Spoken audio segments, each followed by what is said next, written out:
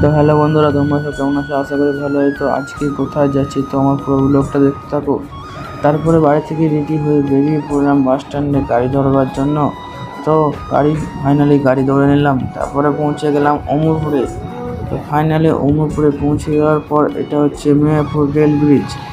তারপরে আমি আর দেবরাজ ফাইনালি পৌঁছে গেলাম রঘুনাথগঞ্জ ফুলতলা মোড়ে। তারপরে দেবরাজ আর আমি এখন ফাইনালি হাঁটতে নামলাম ম্যাকেঞ্জি পার্কের দিকে।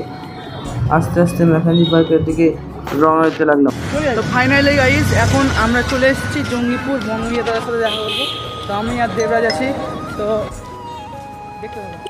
তারপরে আমরা ম্যাকেঞ্জি পার্ক ফাইনালি চলে এলাম। তারপরে টিকিট কেটে নিলাম। তারপরে জিএসটি টিকিট কেটে নেওয়ার পর এখন টিকিট থেকে এখন ঢুকে পড়লাম চেয়ারে।